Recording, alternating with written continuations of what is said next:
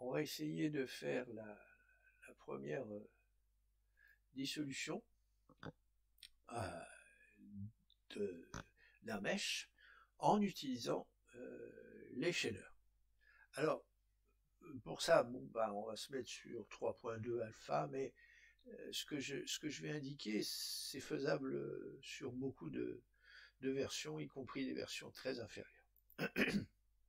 Alors, premier travail, bah, on va faire apparaître notre expérimentateur préféré qui est Suzanne. On va faire donc disparaître le cube, s'il veut bien. Voilà, delete. Shift A, on va mettre notre petite Suzanne. Ok, voilà. On peut diminuer la caméra, enfin faire disparaître la caméra, on n'en aura pas besoin. Par contre, on va lisser un peu Suzanne pour que ça soit plus joli. Enfin, pas plus joli, non, mais pour les matériaux, c'est plus facile à voir. Donc, add subdivision de surface, voilà, on va mettre à 2. Je vais l'appliquer, j'aime bien l'appliquer, moi. Et je vais ajouter W Shadow Smooth. Ah oui, tiens, puisque les touches n'apparaissent pas, je vais mettre N, Screencast, et je vais cocher Screencast. Comme ça, vous verrez un peu les touches et ce que j'appuie comme sur la souris. Voilà, ça peut servir. Voilà, donc voilà à peu près notre Suzanne que l'on va essayer de faire se dissoudre. Mais bon, on va partager déjà notre espace de travail. J'aime bien le faire à la main. Bon, on peut utiliser là-haut des prédéfinis, mais bon, moi j'utilise à la main. Alors en haut, on va faire intervenir la vision.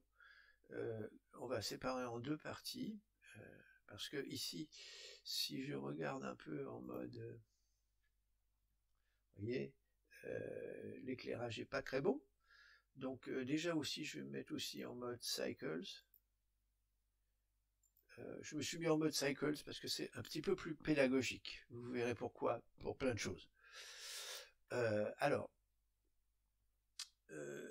là, ma lumière n'est pas très bien orientée, donc je vais essayer.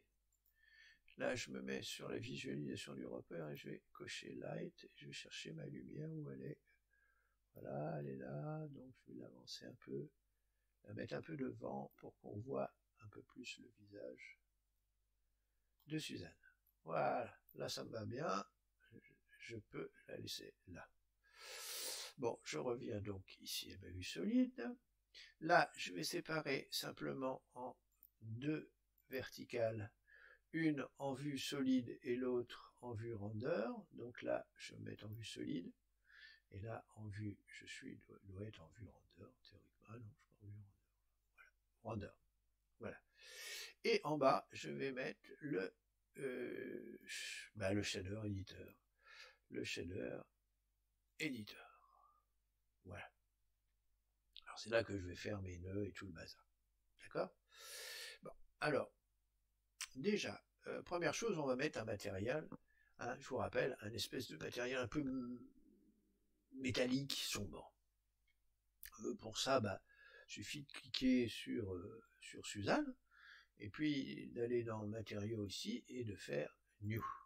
Alors, bon, on tombe bien sûr sur le principal BSDF, qui est très pratique, hein, je ne le nie pas, mais d'un point de vue pédagogique, je trouve qu'il il cache un certain nombre de choses. Donc je le fais disparaître, et moi, je vais partir de l'idée que je veux faire apparaître déjà du métal sombre, avec une partie qui va se transformer, qui va être mise en transparence, si j'ose dire, puisque l'absence que vous avez vue, la disparition d'une partie de Suzanne, c'est la transparence, et puis aussi une bordure un peu qui émet de la lumière. Donc déjà, premier travail, je vais faire Shift A, faire apparaître du métal. Donc pour ça, je vais dans Shader, et je fais Glossy. Voilà. Glossy, si je le branche directement, vous allez voir ce que ça donne. Vous voyez, ça donne une apparence pardon,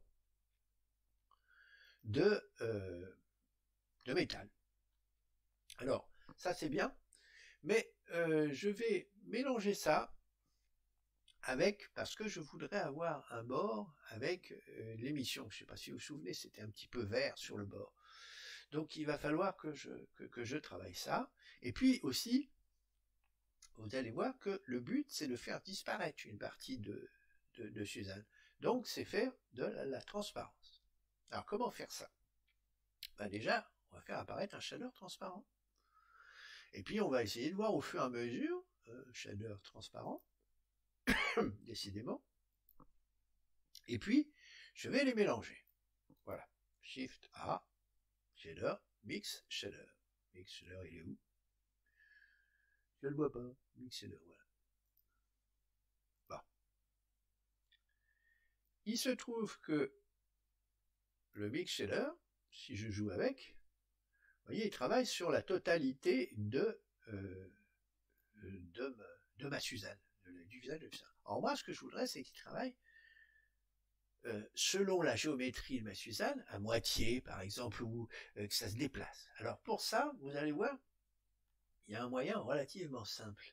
C'est d'ajouter ce qu'on appelle une gradient texture, qui va jouer le rôle, si j'ose dire, de facteur de positionnement de la partie acier par rapport à la partie transparente.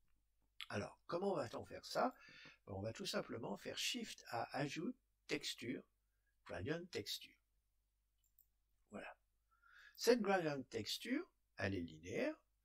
Si je la connecte bêtement, sans comprendre, il va rien se passer. Ce qu'il faut, c'est se servir de sa couleur.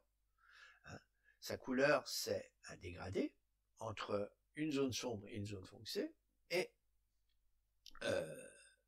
sur la géométrie c'est une texture, donc il faut que je l'applique sur Suzanne, sur le mesh Suzanne, en utilisant les nodes classiques d'application.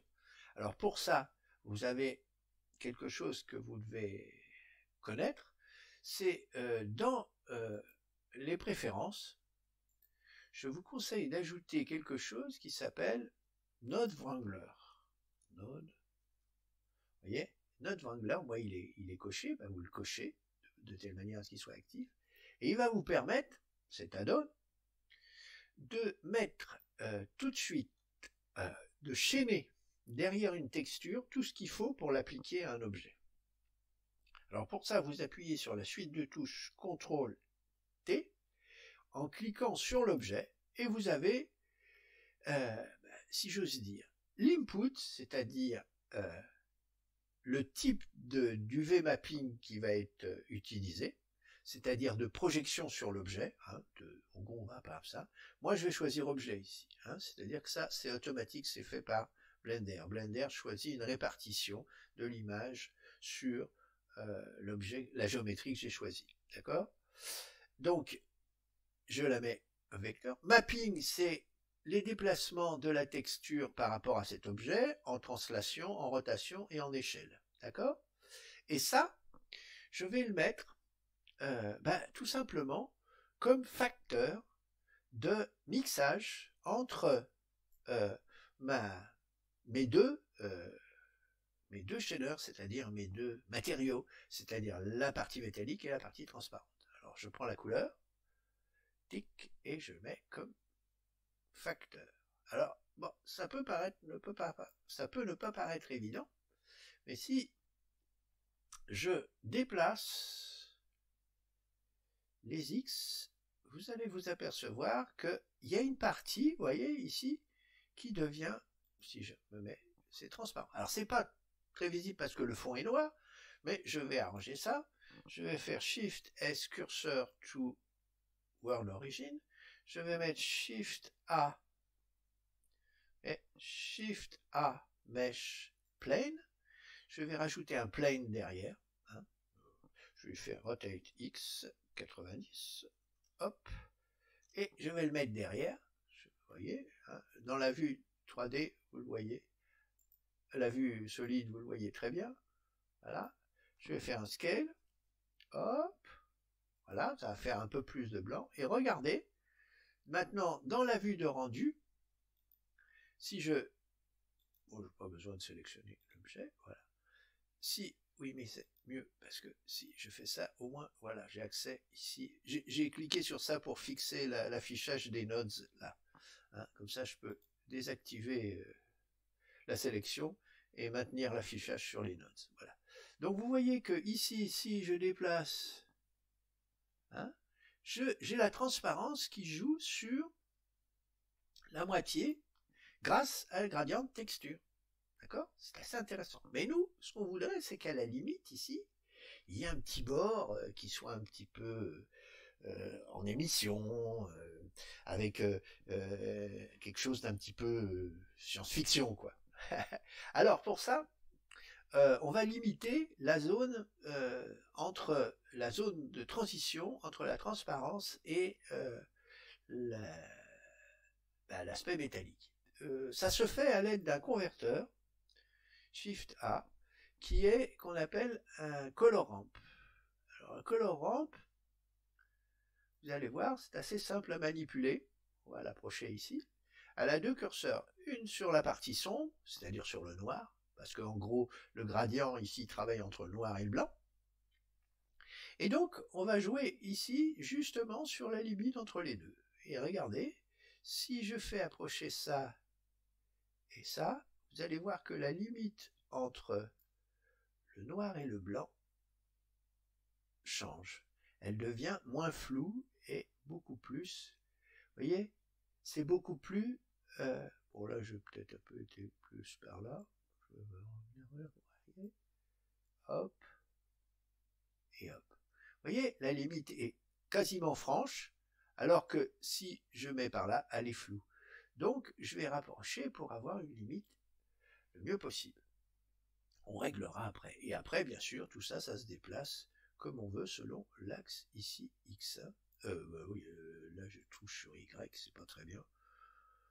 0, je vais le mettre à 0. Hop. Ici, je déplace. Ici, 0. Voilà. Vous voyez? Donc, j'ai déjà réussi quelque chose. Mais là, je voudrais un liseré un peu qui émette de la lumière, quoi, pour montrer que ça coupe à cet endroit-là. Alors, je vais utiliser un peu la même technique que j'ai utilisée là, c'est-à-dire le mixage de deux shaders, mais cette fois entre, disons, le shader qui est là, c'est-à-dire ce shader un petit peu, le shader glossy, et lui, bon, transparent, je vais le mettre sur le côté, là, et lui, je vais le mélanger, puisque c'est les couleurs de base de Suzanne, je vais le mélanger avec de l'émission. Shift A. L'émission, c'est ce qui permet d'émettre de la lumière. Donc, je vais mettre émission, d'accord? Je vais descendre un peu pour avoir la place. On jongle un peu avec l'espace, hein, c'est un peu court. Et je vais remettre un mix shader entre les deux. Shader, mix shader. Voilà, hop, entre les deux. Je vais mettre un mix shader entre l'émission. Vous voyez, bon, ça met de l'émission sur... mais je vais régler ça. Mais je vais régler ça de la même manière que là. C'est-à-dire, je vais utiliser le gradient et une color ramp pour faire apparaître justement le petit espace qui est là. Je vais lui mettre une couleur. Alors, pour ça, je vais faire apparaître une color ramp. Autre manière, hein, je peux faire, je vais le faire là, proprement. Shift A, converteur, donc une color ramp. Où est-ce qu'elle est, ma color ramp? Voilà. Je vais mettre une couleur un peu différente pour que, enfin sur la partie blanche, hein, mettre une couleur un peu différente pour que, vous voyez, je vais mettre le vert, hein, puisque c'est un petit peu ça qu'on va mettre. Voilà. Je vais ici mettre cette couleur-là sur l'émission. Hop, donc évidemment toute l'émission ici. Hein. Mais je vais glisser ici comme facteur le facteur de mon gradient. Alors bon, c'est un peu juste comme espace. Attendez, je vais faire un petit peu de place. Hop, je vais aussi prendre celui-là. Et je vais faire G, je déplace. Ici, hop. Je remonte et je vais chercher ma color ici de la texture et je la branche ici. Et là, si vous regardez bien, bien sûr, mes deux curseurs sont très largement espacés, donc je vais ramener ici celui-là par là. Regardez la partie noire ici, enfin la partie métallique augmente, hein, c'est toujours le même truc que tout à l'heure, et je vais à rapprocher au maximum de où je peux faire venir par là, c'est pareil, la partie ici. Voilà, partie claire, bon, je vais même un peu le milieu, la partie blanche. Là.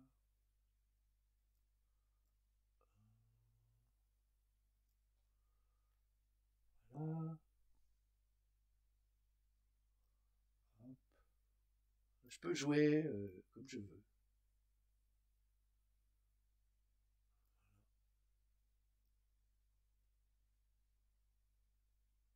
Pardon, trop loin. Voilà.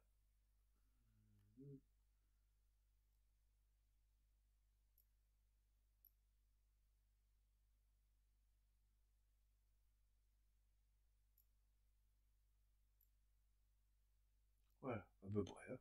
Bon, après, vous jouez un petit peu. Là, je le laisse plus gros, là, parce que j'ai pas beaucoup de place. Sinon, la lisière va être un peu fine, et on va pas bien voir. Bon, je peux peut-être me déplacer par là, déplacer par là. On va voir. Ouais. Ouais. C'est un peu large, là. Pourquoi ça fait ça? Voilà. Strength. On va augmenter. 10. La séparation devrait être plus fine que ça.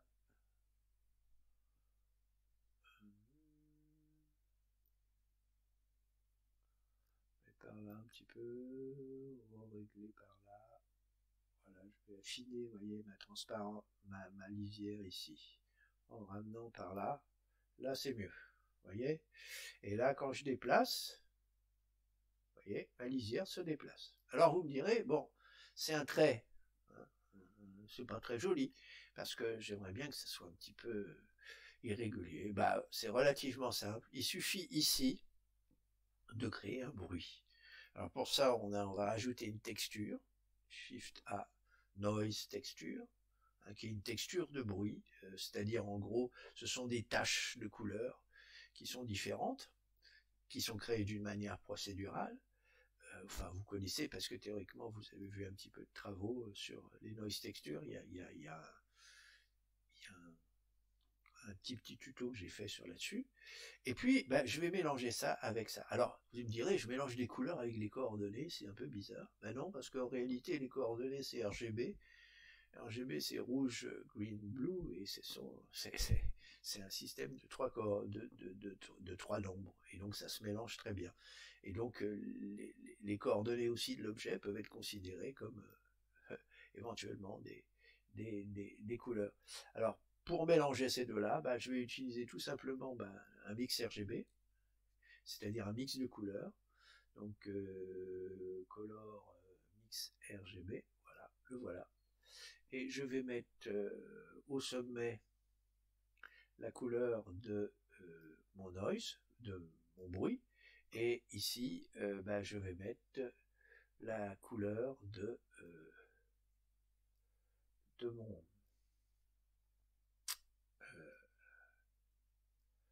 les coordonnées de mon objet. Et je vais mettre ça dans le vecteur qui est là. Et là, vous voyez que on a gagné, c'est-à-dire, bah, décidément, je veux absolument mettre du Y, 0, hop. Et ici, bah, voilà, vous avez votre déplacement. Alors bon, c'est un peu fort, hein, c'est un peu rapide, mais si je vais doucement, voilà, vous voyez, voilà, puis je peux tourner un petit peu pour que vous voyez que ça donne bien cette irrégularité qu'on voulait. D'accord? Alors, évidemment, on peut mettre ça en film, si j'ose dire, c'est-à-dire que vous pouvez filmer cette désintégration, hein, très facilement. ce matériau, quoi, ce matériau s'applique à n'importe quel objet, hein. Si vous le prenez et puis que vous le décidez de l'appliquer à un autre objet, ça marche aussi. Mais on peut le faire agir d'une manière dynamique, c'est-à-dire on peut voir son action en utilisant ici la barre d'animation. Si elle n'est pas active, hein, c'est facile, hein, vous faites un separate et puis vous la faites apparaître. Alors vous choisissez la longueur de votre film, on va faire un petit film rapide, 100. Voilà. Et en 1, vous localisez à peu près. Alors soit vous voulez que ça se détruise, soit vous voulez que ça se construise, c'est comme vous voulez. Moi je vais choisir que ça se détruise, que ça se construise, pardon. Donc je vais ramener ma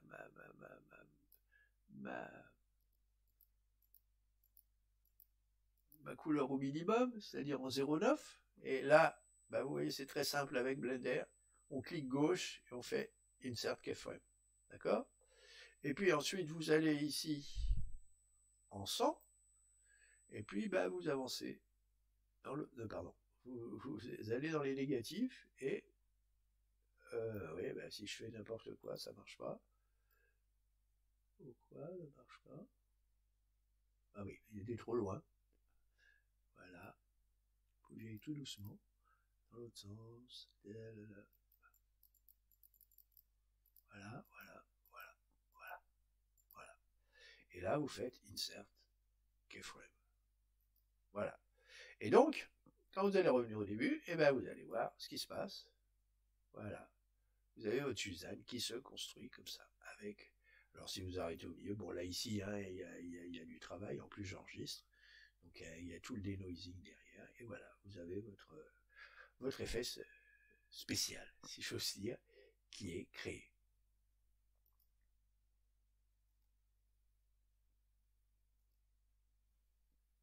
Alors juste une petite remarque pour finir et pour vous montrer que c'est complètement procédural, c'est-à-dire qu'on peut changer l'objet et ça marche très bien.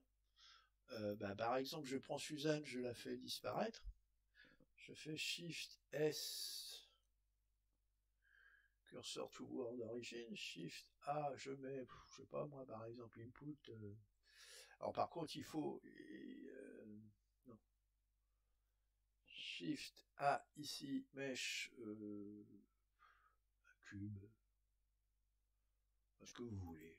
Par contre, ce qu'il faut, là, vous voyez, par exemple, le cube tout seul, c'est un peu, ça n'a pas assez de mèche, enfin, ça n'a pas assez de maillage. Donc, vous lui ajoutez ici, add subdivision de surface. Voilà, puis vous les mettez 1, 2, 3 par exemple, puis vous faites en simple, hein, et puis vous faites apply, voilà. Et puis quand si vous voulez voir ce que ça peut donner avec le matériel, vous faites ici, vous cliquez dessus et vous ajoutez ici, vous ajoutez ici matériel et ce matériel s'appelle matériel 01. Voilà. Et si vous lancez, voilà, vous voyez ici, si vous voyez ici, dans la fenêtre, le cube qui est désintégré de la même manière que Suzanne tout à l'heure. Ça marche très bien, vous réappliquez, vous pouvez même vous faire une bibliothèque et l'importer de l'extérieur. Ça marche très bien. Voilà.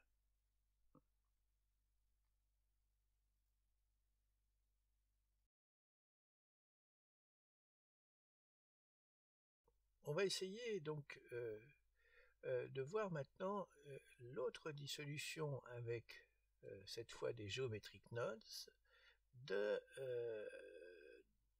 Suzanne. Alors, pour ça, on va faire apparaître Suzanne, on va faire disparaître là. Voilà. Donc j'ai la petite souris sur le côté, vous pouvez donc suivre. Donc je vais faire X delete et je vais faire apparaître les géométries. Alors je pourrais aller là-bas, mais comme je veux conserver ça là, je vais faire apparaître à la main. Horizontale, hein.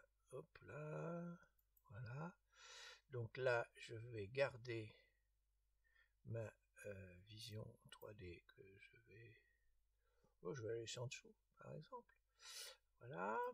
Je vais ici mettre les Geometry Nodes. Voilà. Et là, je vais séparer en deux pour avoir la fenêtre que j'aime, enfin, sur laquelle j'aime bien avoir les éléments, qui est le spreadsheet. Voilà. Un petit peu. Bon, ça va être un petit peu difficile. Bon. Alors, je vais ajouter Suzanne, là. Donc, je repasse ici. Shift A, Mesh, Monkey. D'accord? Voilà, la Suzanne. Je vais lui rajouter un modifieur pour que ça soit beaucoup plus lisse et qu'il y ait plus de maillage. Et en plus, bon, ça fait joli, mais c'est surtout qu'il y ait plus de maillage. Hein. Je vais le mettre ici, je vais le monter à 2. Et puis, je vais l'appliquer, j'aime bien l'appliquer quand je joue avec les Geometry Nodes. Enfin, quand j'utilise les Geometry Nodes. Puis, je fais un W. Alors, W, s'il veut bien, voilà, W, Shadow Smooth. Voilà, elle est toute belle. Bon, maintenant que j'ai ça, je vais passer au Geometric Nodes. Donc, Suzanne, je lui mets un Geometric Nodes, voilà. Donc, je vous rappelle, hein, vous avez le groupe input, c'est-à-dire la géométrie de Suzanne, et l'affichage, enfin la sortie sur le groupe output. Nous, on va utiliser pour faire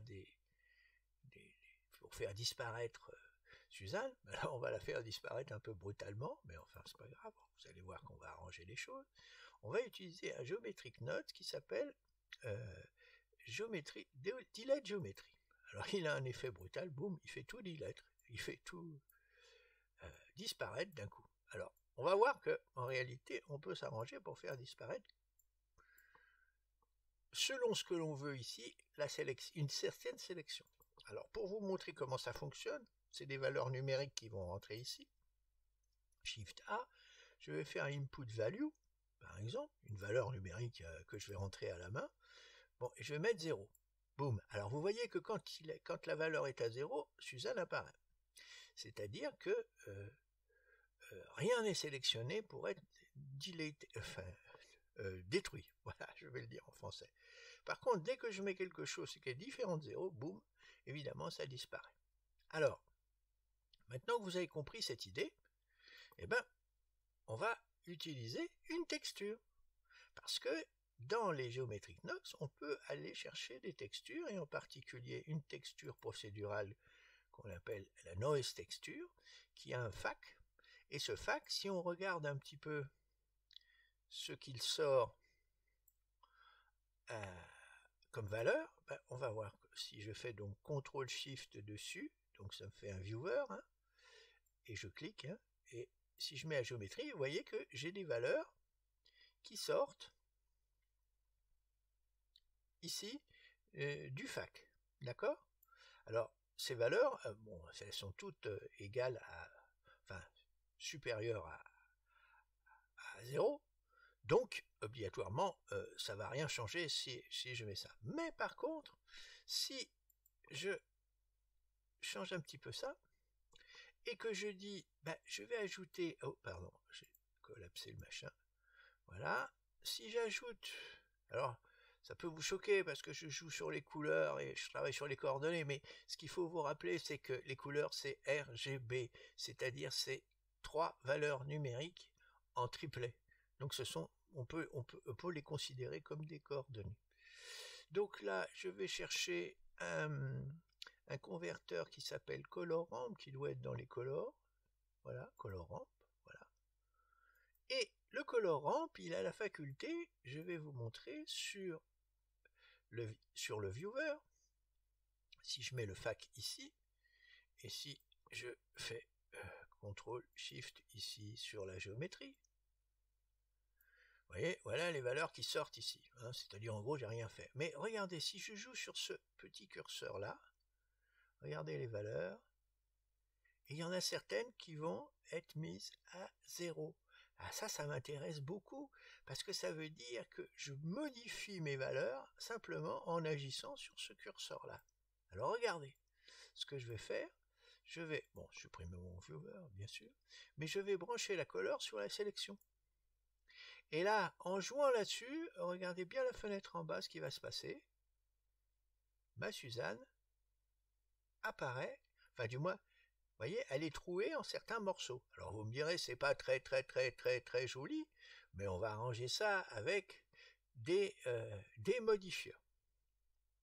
Alors, pour ça, bon, on va passer ici, je sélectionne ma Suzanne, je vais passer ici. D'abord, je vais ajouter un modifieur qui s'appelle Smooth. D'accord? Alors Smooth, si on regarde un petit peu, vous voyez la différence. Voilà, ça, on passe de carré, si vous voulez, à des petites choses adoucies. Alors d'autant plus que enfin c'est mal dit ce que je dis, mais enfin, si je joue sur ce coefficient repeat, vous voyez, si j'augmente repeat, ça adoucit énormément les formes qui sont autour des îlots, hein, en gros, du maillage. Première chose. Alors vous me direz, bon, c'est pas très joli, mais bon, si j'ai perdu mon... Ouais. Ah oui, je sais pas. Voilà. Voilà, si je joue là-dessus, vous voyez, je vais retirer la sélection pour que vous voyez mieux. Voilà, hein, les îlots sont plus chouettes. Remarquez que je peux jouer aussi sur la taille du scale, comment je pourrais dire, des détails du noise, hein, c'est-à-dire que par exemple, vous voyez, si je change ça, bon, ça va changer aussi. C'est à vous, bon, de tester un petit peu. Bon, tout ce que je peux vous dire, c'est qu'en gros, ça joue comme ceci. Bon, mais ce que j'aimerais bien, c'est que ces îlots aient une certaine épaisseur. Donc je vais encore recommencer, je vais ajouter cette fois un modificateur qui est le modificateur, un modifieur ou modificateur comme vous voulez, Solidify. Hein. Solidify, lui, il donne de l'épaisseur et je vais lui mettre une thickness, une certaine épaisseur. Alors on peut essayer, hein, par exemple, 0.1, que ça donne. Vous voyez, là c'est un peu épais. Donc on va faire 0.02, par exemple, ou 0.03. À vous de voir encore une fois. Voilà. Et là, maintenant, vous avez votre phénomène qui fonctionne, hein, c'est-à-dire que on peut jouer sur donc je vais repasser en Geometric Node, ici, voilà. Vous voyez, on peut jouer sur la position de ce pointeur-là et faire, vous voyez, jouer ici. Alors, n'oubliez pas une chose aussi, quand même, c'est que la position du pointeur, elle est ici, hein, donc on peut jouer ici aussi, et donc ça veut dire que si, par exemple, faisons disparaître Suzanne entièrement, ici, et on va mettre ici la timeline, hein, on suppose qu'elle est mise, la timeline à 1, et puis vous faites insert keyframe ici, d'accord? Et puis on va mettre la timeline en 100 par exemple, et je vais par exemple changer la position, voilà, quand Suzanne va apparaître entièrement, à peu près comme ça, voilà, et bien cette fois je fais insert keyframe, d'accord? Et bien quand je joue maintenant, voilà, vous voyez, Suzanne apparaît, ou disparaît si vous voulez le faire dans l'autre sens. Donc, vous voyez, c'est un moyen de travailler aussi, mais cette fois avec les géométries de 9 pour faire des effets spéciaux.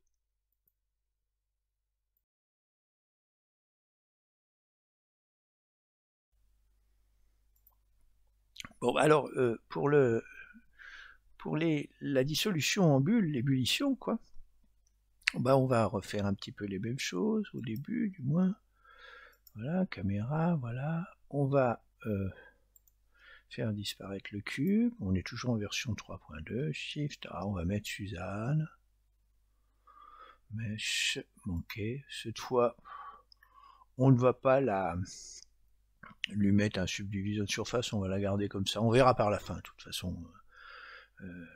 Après, mais simplement pour montrer l'idée de départ. Donc l'idée de départ, c'est de mettre sur Suzanne des occurrences de petites sphères qui vont simuler des bulles. D'accord? Donc il nous faut une petite sphère. Donc Shift A, on va mettre une sphère, Mesh, UV sphère, voilà. On va la mettre, on va la déplacer sur le côté. On va la diminuer un peu parce que bon, c'est des petites sphères dont on a besoin. Et on va faire surtout CTRL A. De toute façon, il y aura sûrement des réglages à faire après, hein, de taille en particulier. Enfin, on verra. Donc, notre Suzanne, et on va partir en Geometry Nodes tout de suite. Donc, vous voyez, je prends directement l'espace qui est déjà pré-préparé. Voilà, donc je me remets un peu en face de Suzanne, voilà, pour qu'on soit bien en phase. Voilà, et je vais faire New pour lui ajouter la base de l'arbre des nodes. Alors, comment va-t-on faire pour installer des petites sphères sur Suzanne? Eh bien, on va se servir des points de la surface et d'un node qui distribue déjà des points sur la surface du mesh qui est proposé, c'est-à-dire ici Suzanne. Donc, on va faire dans Point, Distribute Point on Faces, enfin surface, voilà ce que ça donne. Hein. En gros, vous mettez à peu près ça. Alors, bon, il y a quelques réglages. Moi, je vais vous donner les réglages que j'ai utilisés. Ça, c'est le poisson disque, ça permet de régler la distance minimale entre les points que l'autre ne le permet pas. Donc, j'ai mis point 1, 0,1, entre la distance mini.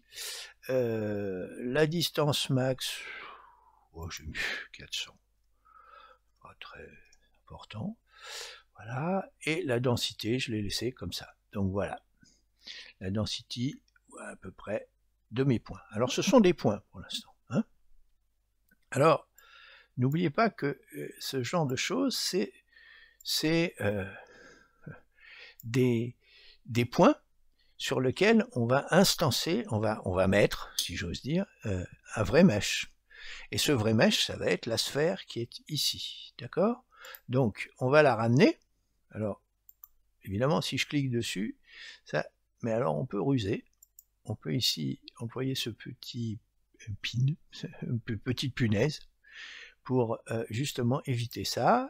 Et on peut aller chercher la sphère et la ramener ici. D'accord? Mais il faut mettre la sphère sur les points. Alors pour ça, on a besoin d'un node qui s'appelle Instance on Point,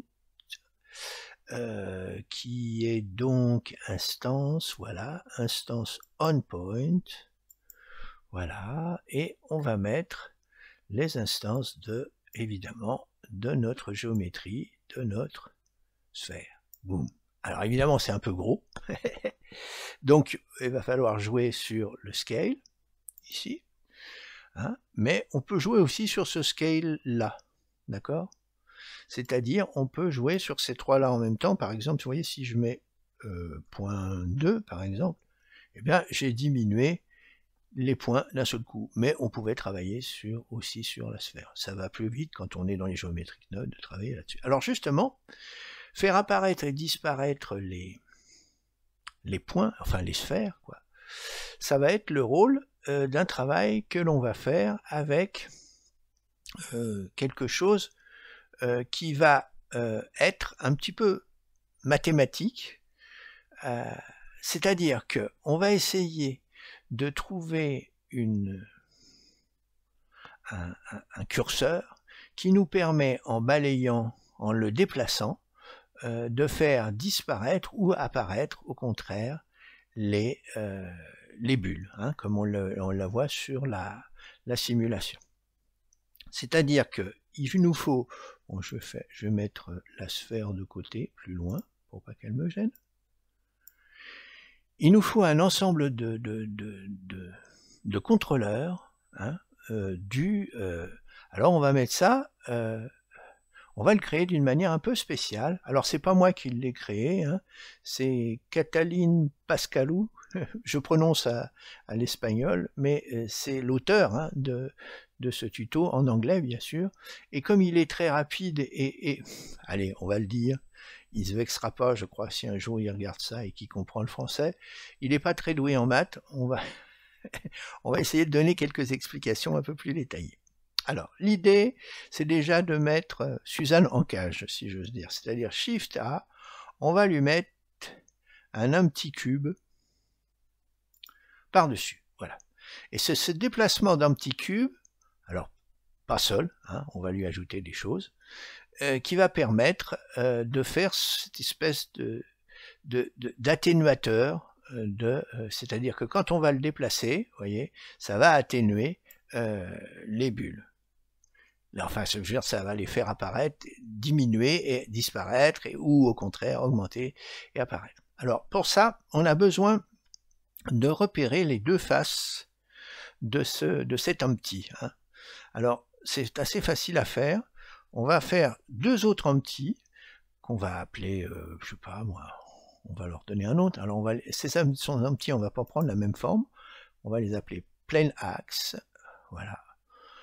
Donc celui-là, on va l'appeler, par exemple, je vais l'appeler B, comme le point B, comme ça sera le point B, ça vous repérerez un peu d'un point de vue géométrique, et je vais l'avancer en 1 par rapport à l'axe des X, c'est-à-dire je le colle sur la face, enfin la pseudo-face de l'empty cubique, d'accord? Ensuite, celui-là, je le dédouble, Shift D, voilà, et je le déplace en -1, c'est-à-dire je le mets sur l'autre, la face opposée, et je ne l'appelle pas A, pas B, mais A, d'accord? Donc j'ai deux points A et B. Eh bien, le segment AB représente, si j'ose dire, une référence du déplacement du cube. Alors pour que les empty se déplacent, les deux petits empty se déplacent en même temps que le cube empty, eh bien je vais les parenter, c'est-à-dire que je sélectionne d'abord le petit, je sélectionne le grand, je fais CTRL P et je fais Keep Transform. Et si je fais pareil pour l'autre, là, comme ceci, CTRL P, Keep Transform. Alors regardez bien, si je prends mon cube, hop, les petits empty des deux surfaces se déplacent en même temps. Eh bien c'est la longueur de ce segment AB qui va être notre référent pour la taille de chacune des petites sphères de Suzanne. Alors comment ça? Eh bien on va faire le petit calcul suivant. Alors je vais essayer de ramener sur l'écran la figure géométrique qui m'intéresse, si j'arrive à le faire proprement. Voilà. Hein, voilà en gros ma simulation. Je vais diminuer un peu. Alors j'ai beaucoup de mal avec cette version de Word. Voilà, un peu fort, un peu bas. Voilà. Donc en gros, ça ce sont les points M, ce sont les points de Suzanne. A et B, ce sont mes empty, d'accord? Eh bien je vais tout simplement projeter n'importe quel point de Suzanne, je vais le projeter en un point H ici. Et ce qui va représenter l'amplitude du scale, c'est-à-dire l'échelle des petites sphères, ça va être la longueur AH. Donc, vous voyez très bien que quand je vais déplacer l'empty sans toucher, bien sûr, à Suzanne, l'empty cubique, les deux petits, le segment AB va se déplacer ici, et donc la projection H va se déplacer. Et donc le rapport AH sur AB va être, en gros, il va varier au minimum lorsque H est en A en 0, et jusqu'à AH est en B en 1. Donc AH sur AB va varier entre 0 et 1, et ça va me donner la valeur du scale, hein, je replace ça là-bas, la valeur du scale, ici, pour les petites sphères. Alors, comment je vais calculer ça? Eh bien, vous allez voir que c'est assez mathématique. Hein. Alors, on va d'abord se ramener les deux points A et B. D'accord? Donc, pour ça, on va aller les chercher. Je vais les chercher. Ils sont où? Je les ai perdus. Un petit. Voilà. A. Voilà A. Ici. B. Voilà. D'accord. Voilà, j'ai A et B. Bon. Je ne me préoccupe pas du haut, je vais faire des mathématiques en bas.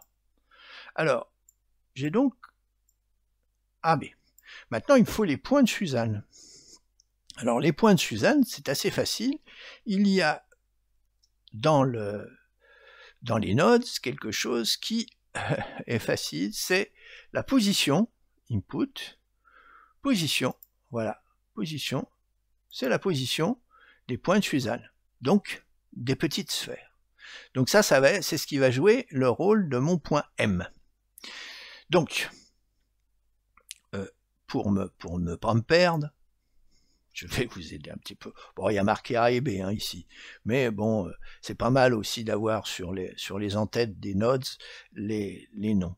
Eh bien ici, alors par exemple, ici pour objet info, je vais mettre c'est A, d'accord. Ici, objet info, c'est B, d'accord. Et ici, position, c'est le point M, d'accord. Donc, par rapport à mon dessin, voilà, vous avez A, B, M. Maintenant, il faut que je fasse apparaître ce fameux point H. Alors, ça, c'est pas très difficile à faire. On va faire d'abord apparaître les vecteurs AB et les vecteurs BM. Alors, pour les faire apparaître, pour ça, on fait Shift A, on va chercher vecteur mathématique, c'est-à-dire à partir de deux vecteurs, on calcule un troisième. Alors, en réalité, c'est à partir de 2 points ici. Donc, pour obtenir les coordonnées de AB, il faut que je fasse B moins A. Donc, je prends location, je vérifie, location, donc B moins A,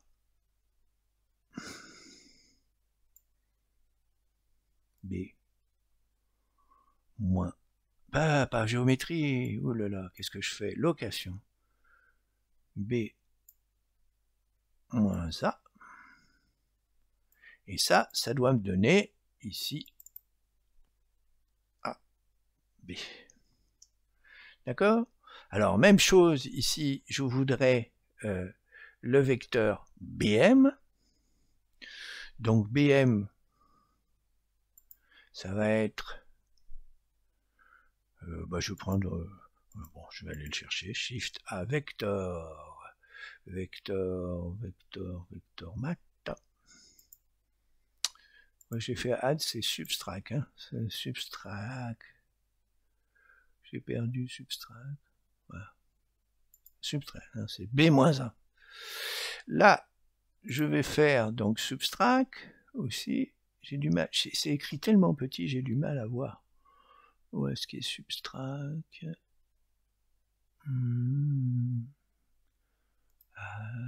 Subtract, voilà. Alors, je vais faire cette fois, j'ai besoin de AM, donc je vais aller chercher M, que je vais mettre en premier, et je vais lui retirer A, par exemple. Voilà, A. Pouf. Voilà. Et là, je récupère, théoriquement, AM. D'accord? Bon. J'ai donc deux vecteurs, AM et AB. Alors, un petit peu de mathématiques. Je repasse ici dans mon monde. Si je fais ce qu'on appelle le produit scalaire de AM et de AB, c'est un produit qui en réalité, alors là c'est un peu embêtant hein, parce que bon j'ai pas les flèches, mais sachez qu'ici c'est deux vecteurs, ici c'est des longueurs hein, à côté. Donc AM AB en produit scalaire, c'est le produit de la longueur AB par la longueur AM que multiplie le cosinus de l'angle AMH. Bon ça c'est un peu chiant à manipuler, mais si on fait bien de la trigonométrie, on s'aperçoit que AM cosinus AM, c'est AMAH, AH étant la projection ici sur l'axe AB.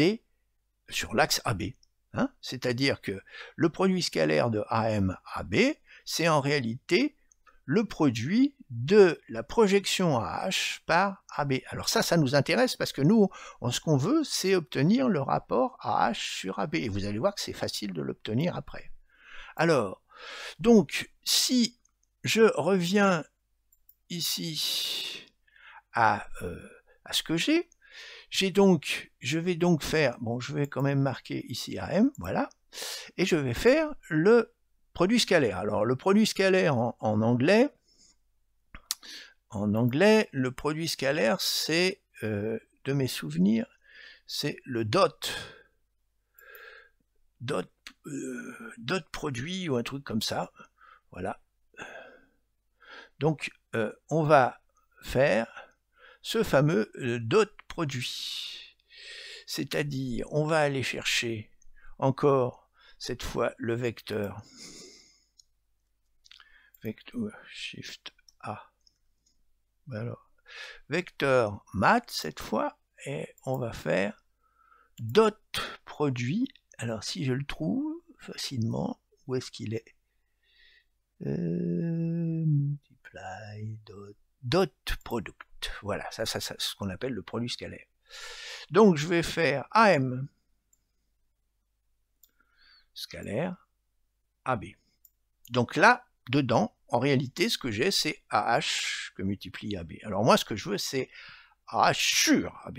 Alors c'est pas dur, il suffit que je divise par la longueur au carré de AB. Ben, la longueur de AB, c'est facile, ça s'obtient aussi à partir d'un dot product, mais cette fois de AB par lui-même. Voilà, là, j'ai AB carré. Alors, je vais un peu marquer les choses. Donc ici, je marque AM point AB, c'est-à-dire le produit scalaire de AM et de AB. Hein. En dessous, je marque AB carré. Carré, je crois que j'ai la touche 2 quelque fois là. AB carré, d'accord. Et je vais faire, bah, tout simplement parce que, alors je vous rappelle que AMAB c'est AH AB en réalité. Donc, je vais faire le quotient des deux, cette fois avec un opérateur mathématique. Je l'ai dans l'utilité, math, ne vous trompez pas, hein, c'est des maths simples, là. C'est divide, où est-ce qu'il est divide, voilà. Je prends le produit scalaire, voilà, et je divise par AB carré. Théoriquement, ce qui sort, c'est ce que je veux, c'est-à-dire la valeur de AH en fonction, bien sûr, de la position des deux. Alors, je vais insérer, hein, hop, je vais insérer ça dans, je vais peut-être mettre un facteur de multiplication en attendant, comme ça, ça me permettra éventuellement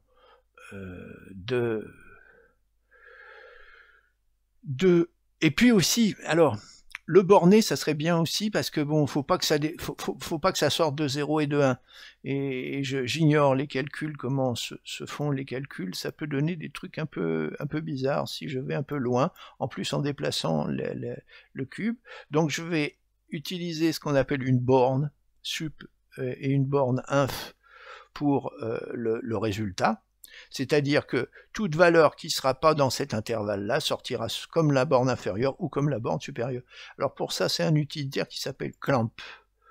Voilà. Et je laisse ici bêtement comme ça, et je le mets min-max, donc je mets la value ici, et vous voyez, le minimum c'est 0 et le maximum c'est 1, c'est exactement ce que je veux.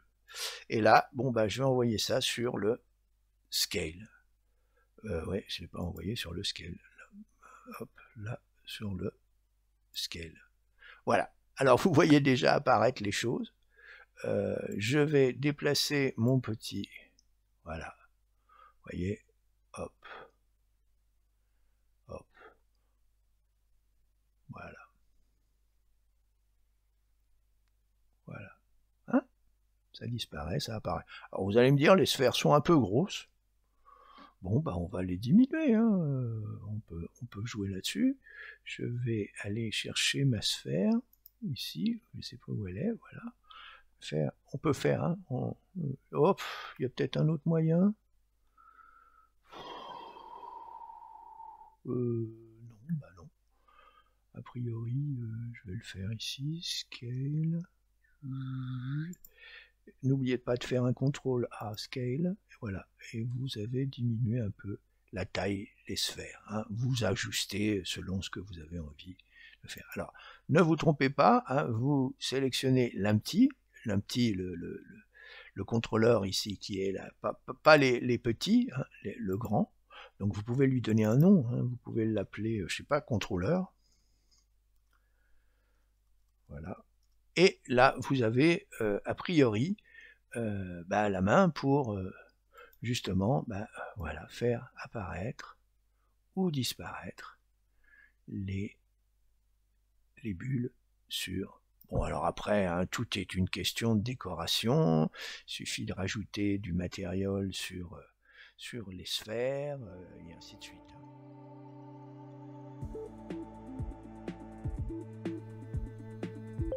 Donc, on va essayer de faire mouvoir un maillage, un objet, à partir du son, de la musique qu'on a possible. En général, il faut choisir une musique assez rythmée, hein, c'est plus visible à voir. Bon, alors je vais déjà... Donc on est en version 3.2 alpha.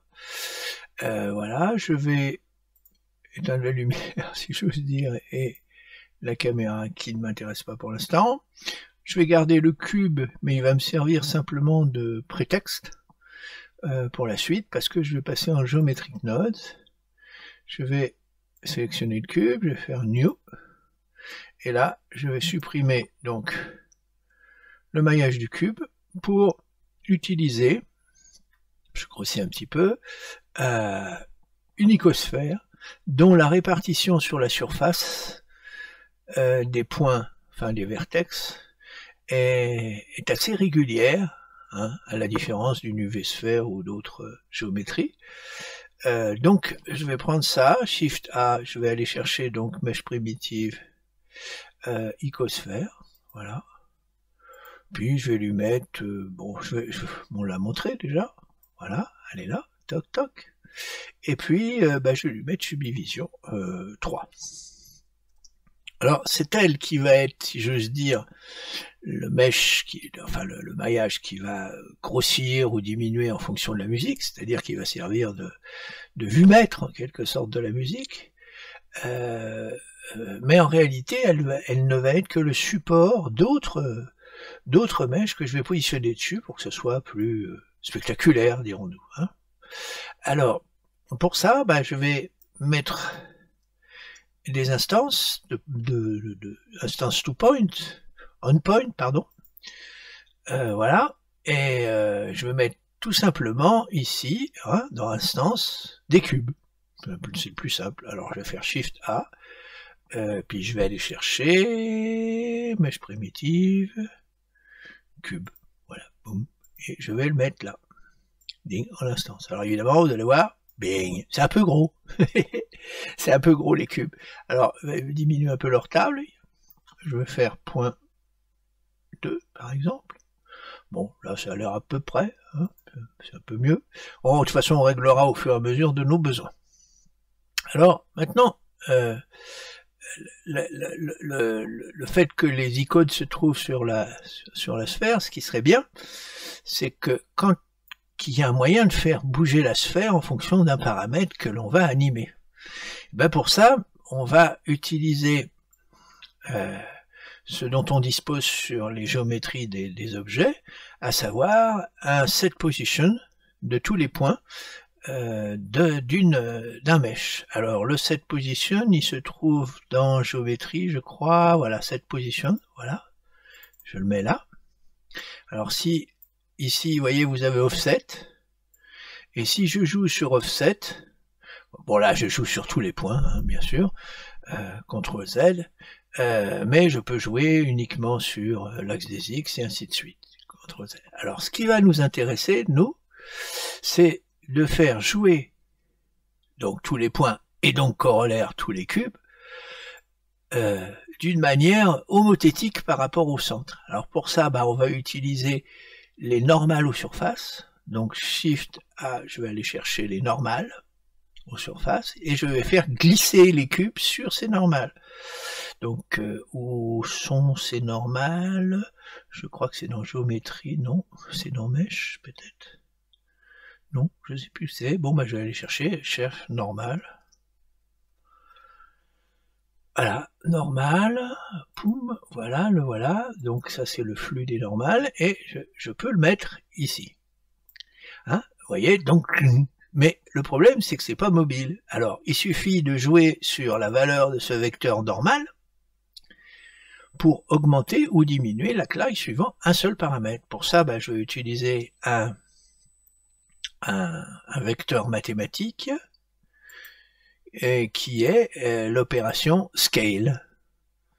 Scale, ça consiste à prendre un vecteur et à le multiplier par une valeur choisie. Et voilà. Par exemple ici, 1, 2, voilà. Donc vous voyez, j'ai ce que je veux là. Enfin presque ce que je veux. Parce que je vais essayer d'améliorer les choses. C'est-à-dire que ce que je veux, c'est arriver à cette dilatation, mais vous voyez, là, les cubes, ils sont orientés tous dans la même direction, c'est pas très bien. Ce que je voudrais, c'est qu'ils soient orientés perpendiculairement à la surface, c'est-à-dire me servir des normales. Pour ça, je vais utiliser non seulement, bon, je vais remonter un petit peu ça, hop, je vais utiliser la rotation qui est ici, mais avec les normales. Si j'utilise directement les normales, ça ne va pas. Il faut que j'aligne les cubes selon la normale et selon une direction de ces cubes. Donc je vais faire Shift A, je vais ajouter un utilitaire qui s'appelle Aligne Euler to Vector, qui consiste à aligner d'un certain angle, suivant une certaine direction de vecteur, les objets sur un axe. Donc je vais mettre le vecteur ici sur vecteur, et je vais ici mettre la rotation sur rotation ici. Alors là, si vous regardez bien, c'est pas extraordinaire, on peut essayer Z par exemple, ou Y, et vous choisissez celui qui vous plaît le plus. Alors celui qui va nous plaire le plus, c'est celui qui va, pour moi c'est Z, hein, mais celui qui va nous plaire le plus, c'est celui qui va coïncider ici, vous voyez. Si je réduis, hop, toc, toc, toc, toc. Voilà, comme ça. Bon, je vais choisir Z, ou vous choisirez celui que vous voudrez. Une fois que j'ai fait ça, il s'agit d'animer Scale. Alors, comment animer Scale? Alors, on va mettre en place le son. Pour ça, on va faire apparaître déjà la barre d'animation. Donc je vais faire un horizontal split ici et je vais faire apparaître la barre d'animation timeline ici, d'accord? De telle manière à avoir le repérage par rapport à la frame à laquelle je suis. Ensuite, je vais utiliser donc la position 1 pour insérer une keyframe sur le scale. Alors pour ça, je pointe dans le Geometric Nodes Scale, je clique droit et je fais Insert Keyframe. Bon, maintenant que j'ai inséré ça, je vais essayer de, comment pourrait-on dire, faire coïncider un son avec les différentes valeurs de scale qui sont ici. Pour ça, il faut que je passe dans un autre monde qui va être on va appeler ça le ça s'appelle le géométrique j'ai oublié le nom, le graph editor, voilà. Alors je vais prendre le graph editor ici, je le mets à la place ici du spreadsheet, pour l'instant j'en ai plus besoin, voilà. Pouf. Alors pour faire apparaître ce qui se passe, je sélectionne ça, je sélectionne mon mesh, je sélectionne le node, et ici vous voyez apparaître, si je clique sur la hiérarchie qui est sur la gauche, vous voyez que j'obtiens le default value. Alors si je tire ici, vous allez voir, vector math scale. Donc c'est ce que j'ai. Et ça, ce qui est en rouge ici, c'est la barre qui va symboliser, si j'ose dire, le déplacement. Voilà, par exemple, il est à 0,8, si j'augmente, eh ben, on va avoir des valeurs différentes. Bon, comme je l'ai enregistré à 0,8, il est à 0,8 hein, pour l'instant. Bon, maintenant, ce que je voudrais, c'est mettre de la musique là-dessus. Alors, comment faire? Eh ben, ça, vous allez voir, c'est infiniment simple. C'est ça où le Blender est extraordinaire. On va donc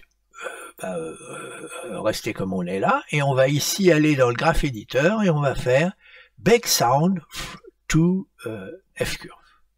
Alors, Bake Sound to F-Curve, ça ouvre l'Explorer. On va aller chercher un dossier que j'ai appelé Boom Boom, qui est une musique un peu, disons, à battement un peu fort, et je vais prendre Techno 01, qui est, bon, celui qui est un peu acceptable. Voilà. Alors, si je regarde de plus près la géométrie, regardez, vous voyez, le scale, il oscille légèrement. Et si je fais jouer la musique, vous voyez, ça bouge légèrement. Alors, on n'entend pas le son, mais déjà, les vibrations sont un peu faibles. Donc, on va essayer de voir comment on peut modifier ça. Alors, améliorer ça. Alors, pour ça, on va aller ici dans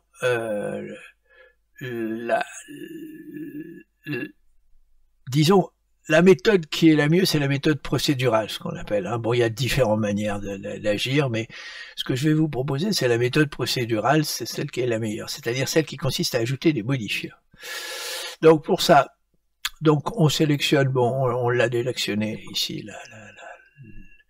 la valeur qui nous intéresse, et on va taper donc dans le menu ici, dans le cadre du graph editor, on va taper N pour avoir accès au panneau N. Et on va aller dans modifieur. Et là, on va ajouter ce qu'on appelle un modifieur qui s'appelle enveloppe. Voilà, enveloppe. On va surtout vérifier qu'on est bien à 1 ici, d'accord? C'est-à-dire qu'on est bien au début. On va ajouter un point de contrôle.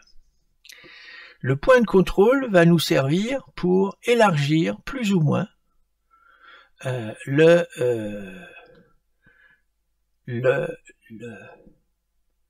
faudrait de l'espace un peu parce que j'en ai pas beaucoup. Voilà. Voilà. Hein, parce que là, je voyais pas les valeurs.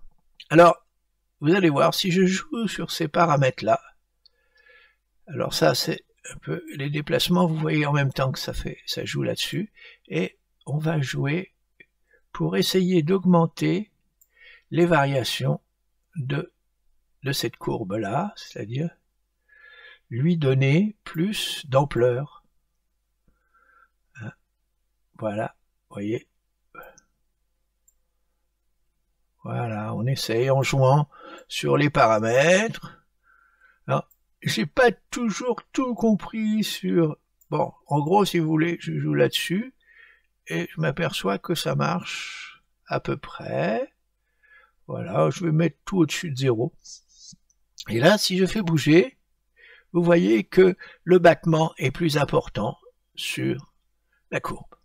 Voilà, donc à vous de voir, à vous de faire des essais, et à vous de choisir le battement qui vous convient le mieux. Alors, l'inconvénient que l'on a maintenant, c'est que on n'a pas de musique. C'est-à-dire qu'on a bien le battement qui apparaît en même temps que les vibrations données par notre musique, mais notre musique, on ne l'entend pas. Alors pour ça, on va être obligé d'aller là-haut, hein, dans les espaces de travail, et d'aller dans un nouvel onglet qui s'appelle Vidéo Editing. Voilà, on change de monde, on cale bien parce qu'ici on retrouve un peu l'équivalent de la timeline, on cale bien la timeline au début, et puis on va aller chercher le son. Donc on va aller chercher Add, ici, Sound. Voilà, on va chercher notre boom boom, qui s'appelle Techno 1. Voilà. Il apparaît, vous voyez, sous la forme d'une bande ici, et au miracle, ça se met en marche. Et donc, on a la musique. Alors maintenant, on aimerait bien voir les deux. Eh ben, on va se remettre en layout. Voilà. Et cette fois, voilà. Vous avez l'effet spécial voulu. Alors, l'avantage de ça, c'est que si je me mets en Mount Geometric Nodes, hein, bon, je vais un petit peu faire le ménage ici, j'ai plus besoin blablabla, join, là, voilà.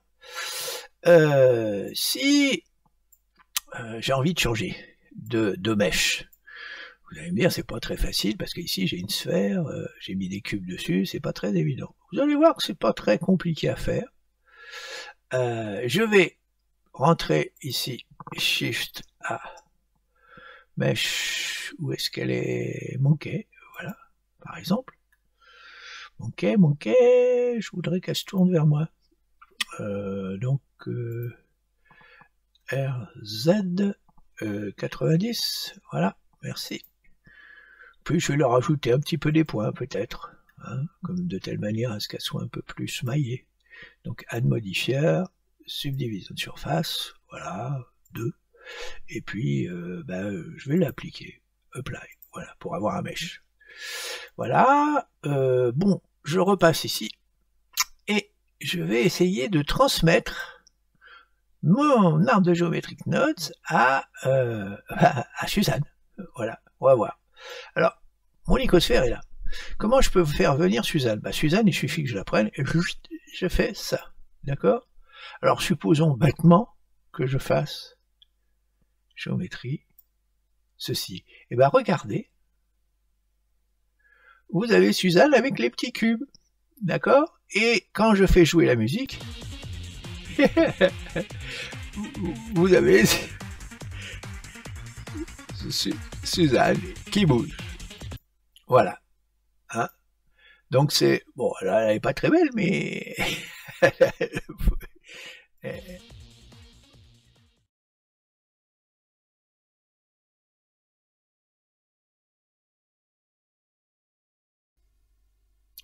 Bon, alors, pour faire cet effet, l'effet numéro 3, qui consiste à mettre des écailles sur un mesh, ici c'était Suzanne dans le petit montage que j'ai montré, un peu comme Mystique dans les X-Men, je sais pas si vous vous souvenez, il y a une jeune femme qui est recouverte d'écailles et qui change d'apparence, les écailles se pivotent et elle change d'apparence. Mais on va essayer de faire la même chose. Bon, on passera d'une couleur à une autre, ça sera pas aussi spectaculaire, mais voilà ce qu'on va essayer de faire. Hein, et puis on va prendre comme expérimentatrice Suzanne. Enfin, peut-être pas tout de suite, parce qu'il faut que vous voyez déjà un petit peu sur un mesh un peu plus simple comment ça se passe. Donc je vais supprimer la caméra. Je vais... La light, oui, je vais peut-être la garder. Je vais voir. Je l'éteindrai si elle me gêne. X, donc delete. Je vais créer d'abord mon écaille. Alors mon écaille, il y a plusieurs méthodes. Moi, je vais vous en proposer une qui est pas la méthode habituelle, mais qui peut être intéressante. et je vous montrerai l'autre après, juste après la traditionnelle. Hein. Donc, on va servir d'une curve, un cercle. Hein. Bon, simplement, le cercle, on va l'améliorer un petit peu, dans le sens où on va lui donner un profil d'écaille. Donc, on passe en Edit, on se rapproche un peu, on tire un peu en haut, dessus, on fait Scale X pour la rendre un peu plus pointue. Voilà, ici Scale X dans l'autre sens pour la rendre un peu plus plate. Voilà, on monte un petit peu. Voilà, on redresse un peu RZ. Voilà, RZ. Voilà. Bon, maintenant, quand on revient en mode objet, il y a deux manières de procéder. Alors, on va faire une duplication, puis je vais vous montrer les deux. J'aimerais bien que vous vous en souvenez, parce que ça peut être intéressant dans certaines circonstances. Je vais mettre le... Voilà. Première méthode, on va prendre celle du côté, parce que c'est celle-là qu'on balayera. C'est celle qui consiste à utiliser les courbes au maximum. Alors, on passe ici dans le mode Property, dans les cubes, on se met en 2D, et puis on va ici en Fill Node, et on met Both. Alors, ne me demandez pas pourquoi Both plutôt que les autres.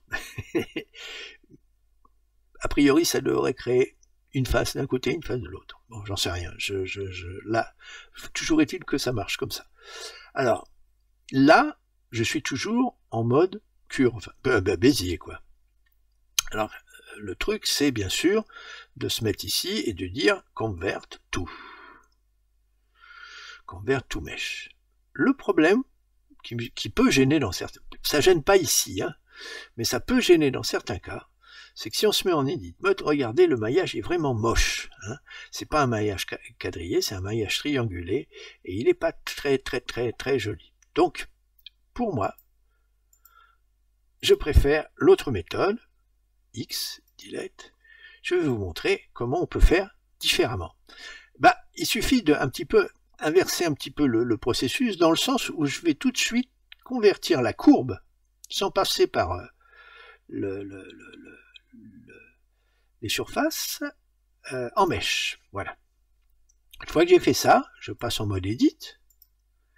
Je me rapproche, je me mets bien vertical. Je choisis 4, un petit peu, 4 vertex consécutifs, je fais F, donc j'ai une toute petite face qui vient de se former, je change, je me mets en mode Edge, et je sélectionne l'Edge intérieur. Une fois que je l'ai sélectionné, bon, je ne sais pas si vous voyez, c'est pas très net, vous appuyez sur F, et là, en réappuyant sur F, vous construisez votre mèche tout seul. Et là, vous avez un maillage qui est beaucoup plus propre. Voilà. Alors, vous choisissez ce que vous voulez. Bon. Moi, personnellement, je préfère celui-là. Alors, une fois que vous avez ça, vous voyez, vous repassez, vous avez une jolie chose. Hein. Donc, si je passe ici, vous voyez, je fais A, j'ai la surface en entier. Alors moi, ce que je veux, c'est mettre une couleur de chaque côté. Je n'ai pas besoin de sélectionner. Je vais mettre en surface. Je voudrais mettre de la couleur des deux côtés. Alors pour ça, je vais créer tout de suite deux couleurs. Hein. Je vais mettre deux couleurs dessus. Je vais mettre une... oui, enfin... Si je lui donne pas de nom, ça me paraît un peu bizarre, voilà. D'accord. Je vais avoir du mal, là. Voilà, matériel 01. Je vais mettre du rouge, par exemple. Ouais, du rouge. Je vais mettre, ouais, peu importe. Rouge. Hop. Voilà. Alors pour le voir, hein, faut passer. Ah. Et là, il y a quelque chose que je ne savais pas. Il faut passer en mode objet pour le voir. Hein. En mode edit. Après, une fois qu'on est passé en mode edit, quand on revient, ça se voit. Bon. Là, j'ai donc une face. Alors vous allez me dire comment je fais l'autre face. Je fais ici, je sélectionne la totalité de ma face, je fais extrude, et je monte légèrement. Hop, légèrement, hein. Il y a une petite épaisseur. Hein. J'ai exagéré exprès, on peut faire moins. Donc là, je suis toujours tout en rouge, mais si je vais mettre aussi le rouge sur le View Display, comme ça sera mieux parce que je le verrai bien. Voilà, en mode solide. Voilà. Maintenant, je vais créer un deuxième matériel pour avoir l'autre face en bleu. Et je vais faire là bleu. Celui-là m'ennuie, hein, j'aimerais bien le faire. Ah voilà, non, il veut pas. Bon, je sais pas pourquoi. Bon, je vais faire new et je vais faire bleu. Voilà, bleu. Je vais mettre en viewport display aussi le bleu. Bleu. Hop. Voilà. Et je peux remonter, merci. Voilà. Et je vais faire assign sur la face qui m'intéresse. Et là, je vais sélectionner uniquement la face supérieure. Alors c'est relativement simple à faire. On se met comme ça, on se met bien comme ça, et on fait B. Hop. Voilà, j'ai toute ma face supérieure. Assign. Non, pardon. Assign bleu. Donc théoriquement, si tout va bien, objet. Voilà, bleu, rouge, bleu, rouge. D'accord? Donc ça, voilà mon écaille. Voilà. Donc je peux la mettre de côté. Voilà. Et puis maintenant, il me faut le mesh de support.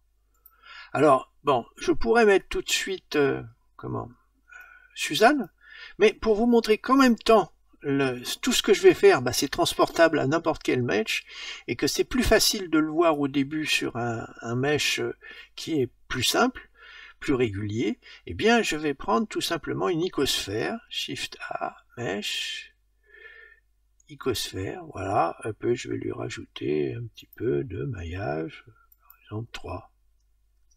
Voilà, voilà, à peu près. Voilà mon icosphère, d'accord?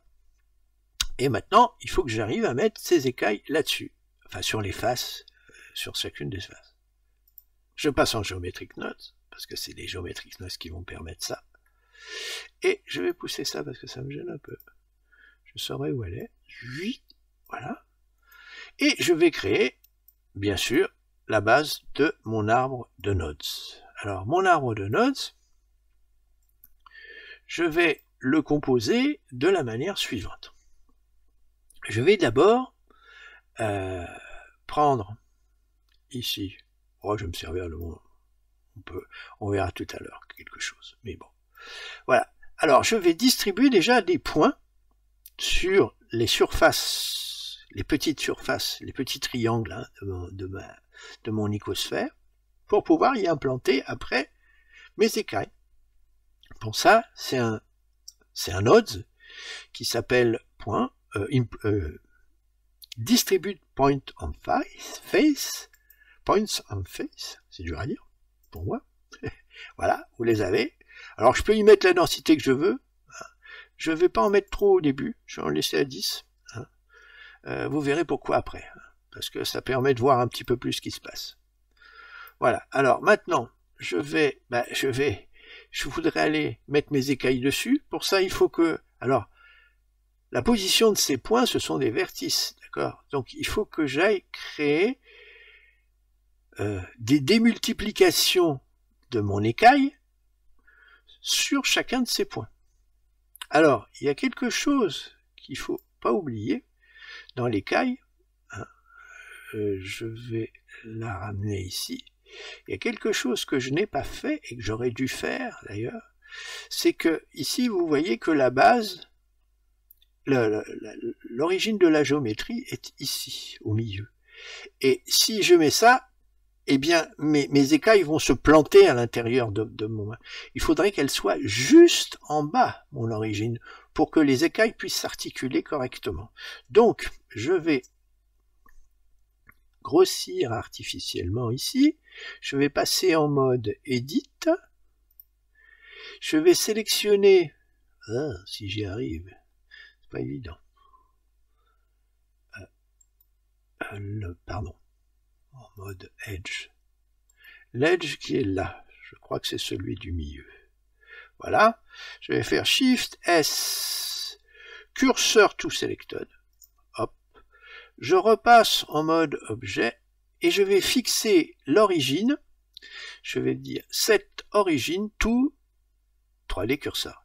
Vous voyez que l'origine vient se greffer juste au bas de l'écaille. Ce qui va me permettre ici, quand je vais mettre les instances, qu'elles viennent se poser juste sur le point, mais à la base de l'écaille. Alors on va essayer de le faire. On revient ici. Hop. On se rapproche de tout ça et on va chercher le node qui permet ça. Ben, le node qui permet ça, ça s'appelle Instance On Point.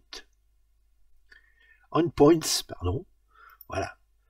Et alors on dirait que tout disparaît. Ben non. Parce qu'il faut que je mette les instances. Donc je vais chercher mon écaille, ici. Alors si je fais ça, évidemment, l'icosphère disparaît. Enfin, l'icosphère n'est plus active. Alors il y a un moyen, c'est ici, vous ancrez l'arbre de nodes, et vous passez dans écaille, vous voyez, vous avez toujours écaille. Bon, voilà, l'icosphère a disparu, mais c'est pas grave. Alors, pour ça aussi, c'est simple, vous prenez écaille comme ça, et vous cliquez gauche dessus, vous maintenez, et vous l'amenez ici. Vous remettez sur icosphère, pour revoir. Et puis, vous allez prendre votre mèche, et vous allez le mettre sur instance. Et automatiquement, elles viennent se poser sur... Alors évidemment, elles sont un peu grandes, mais je vais diminuer la taille. Je vais mettre, je sais pas moi, 0.1. Voilà, c'est déjà un peu mieux. Voilà, j'ai mes écailles qui sont plantées comme ceci. Alors vous me direz, c'est pas très joli parce que déjà il y en a pas beaucoup. Il m'en faudrait un peu plus. Bon bah ça, il suffit que j'augmente ici, que je passe par exemple, je sais pas moi, à 200. On va voir 200 si je vais à 200. Qu'est-ce que ça donne? Ouais, c'est déjà un peu mieux. Mais elles pointent tous dans la même direction. Et là, c'est pas très bien. Alors, on peut les faire tourner. Pour ça, on va essayer de voir déjà si cette rotation-là peut faire quelque chose. Bah, elle peut faire quelque chose, elle a ramené à plat comment on pourrait dire, les écailles. Mais, bon, c'est un peu... C'est pas mal, hein, mais je peux rien faire pour les faire bouger. Donc, il faut que je trouve un moyen pour faire ça. Alors pour ça, bah, il me faut un objet qui va me permettre d'être une espèce de manette, un contrôleur, qui va me permettre de jouer avec sur une certaine position par rapport à l'icosphère et de commander, si j'ose dire, le pivotement des écailles. Donc pour ça, je vais faire Shift S Cursor to World Origin. Je vais rajouter Shift A, ce qu'on appelle un empty, c'est-à-dire un point, avec il est matérialisé par des axes. Alors là, je vais grandir un petit peu les axes, parce que sinon on les voit pas. Voilà, vous les voyez qui agrandissent ici. Hein, voilà, le voilà l'empty. Hein. Donc CTRL Z, je le remets à 0. Et c'est un petit que je vais appeler contrôleur. Voilà, c'est un petit, c'est lui qui va diriger le mouvement des écailles. Alors je vais le mettre, comme je l'ai fait tout à l'heure, dans le monde des Geometric Nodes, et je vais calculer sa distance par rapport au point de l'icosphère, et suivant sa position par rapport à ces points, eh bien les écailles correspondantes aux positions des points de la sphère vont se relever ou s'aplatir dans un sens ou dans l'autre. D'accord? Alors pour faire ça, il faut que je calcule la distance entre les points de la sphère. Donc les points de la sphère, ils sont dans un flux de nodes qui est donné par dans un flux de données qui est donné par un node qui s'appelle position.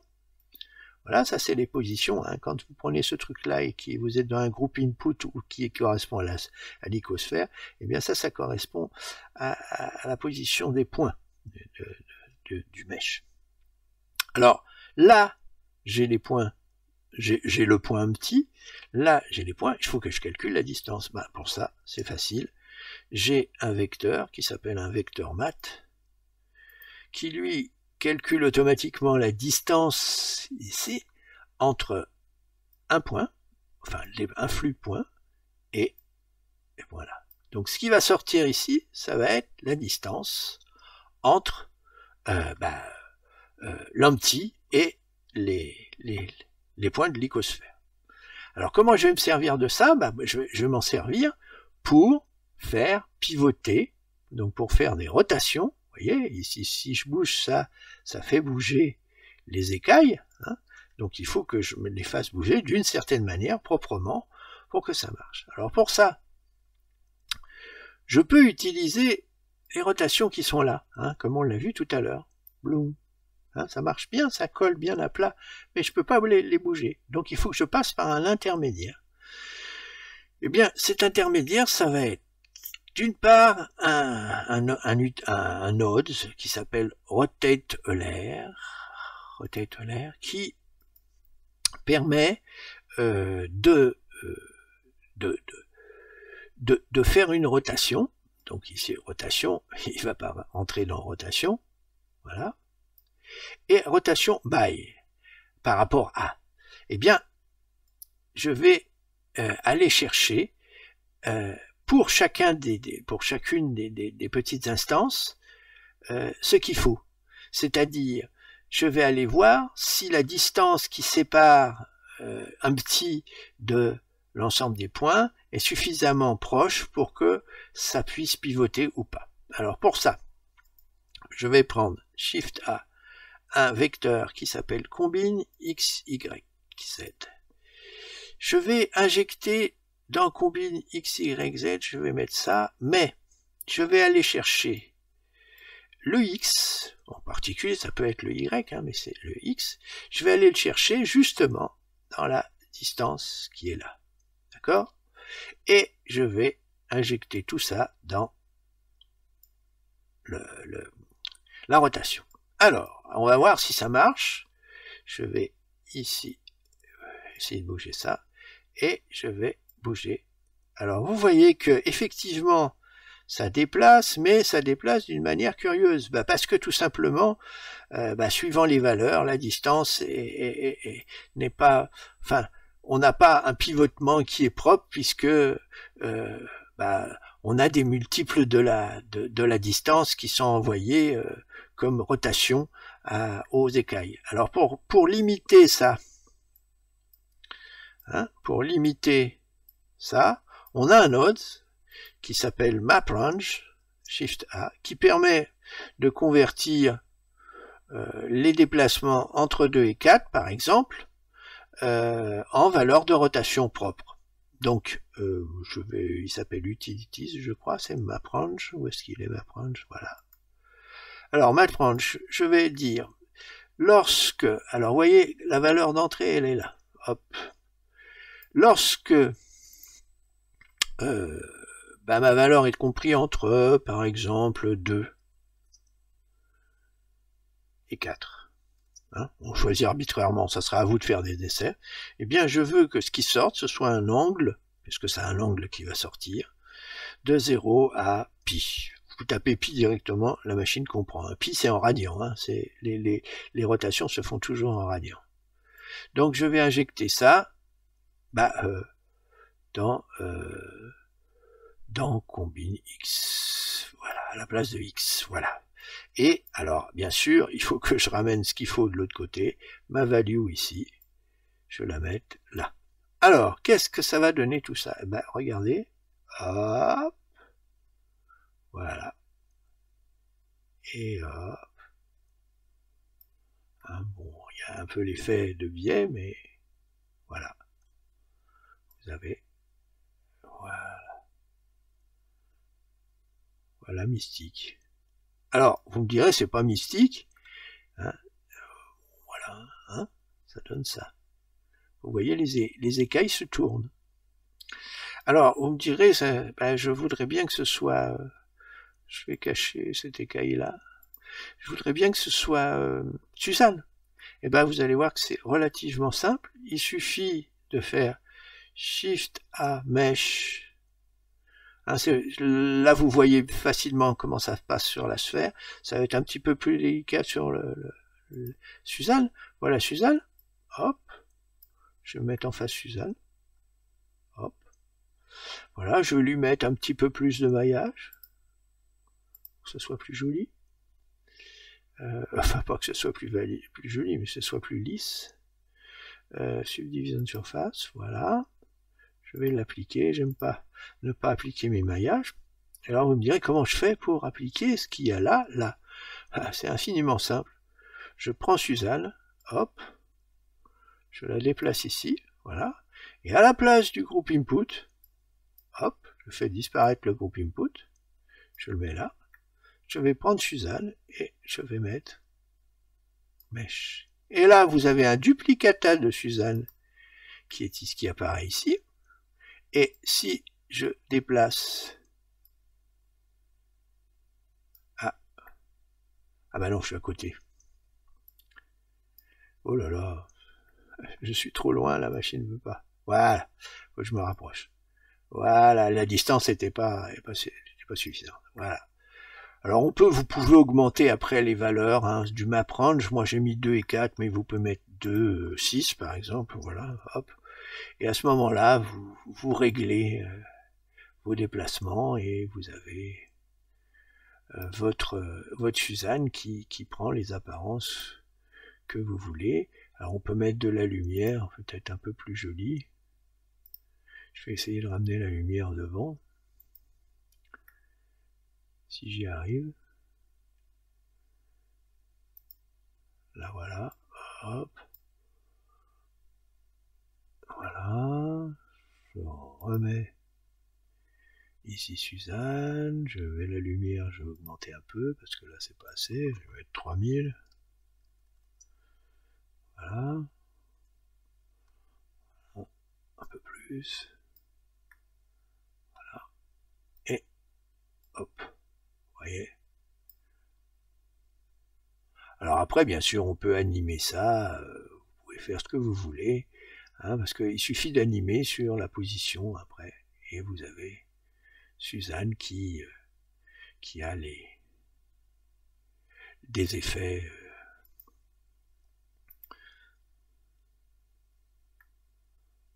Voilà. Voilà. Vous voyez. Assez spectaculaire, mais ça marche bien. On voit bien les écailles changer. Voilà.